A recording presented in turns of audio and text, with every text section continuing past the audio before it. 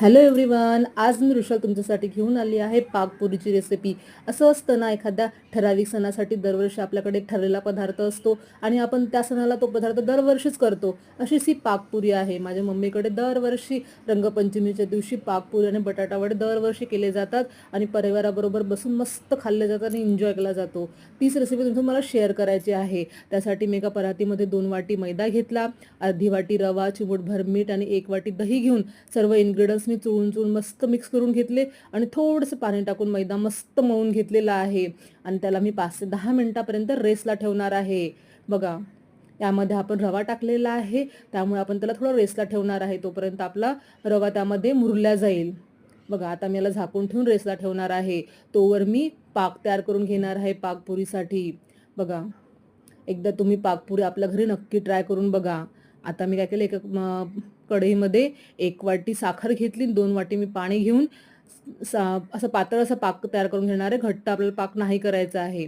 बघा, 2 वाटी पाणी घेतलं. आता मी गॅसवर ठेवून पाक तयार करून घेणार आहे. बरं, तुमच्याकडे असं कुठलं ठराविक सणाला ठराविक पदार्थ केला जातो, मला कमेंट करून नक्की सांगा बरं का. आता मस्त आपण पाक तयार करून घेऊया. पाकामध्ये टाकण्यासाठी मी विलायची पूड तयार करून घेतलेली आहे. बघा, आता मस्त साखर विरघळली आहे आणि थोड्या वेळात त्याला मस्तपैकी उकळी आली आहे. आता यामध्ये मी विलायची पूड टाकणार आहे. थोडं मी होऊ देणार आहे आणि पाक खाली उतरून ठेवणार आहे. तोवर आपला मैदा पण छान भिजलेला आहे. बघा, आता मी छोट्या पात्या तयार करून घेणार आहे. पॉलिथिनमध्ये टाकून अशी पुरी अशी लाटून घेणार आहे. मी मध्यांमध्ये रंग खेळायला गेली होती. आमच्या कॉलनीमध्ये खूप छान रंग खेळला जातो, मस्त रेन डान्स होते, खूप एन्जॉय केला जातो. बघा, अशी पुरी तयार झालेली आहे. मी तेल गरम करायला ठेवले होते, त्यामध्ये मस्त पुरी तळून घेणार आहे. बघा, असं क्रंचीशीर आपल्याला पुरी तळून घ्यायची आहे.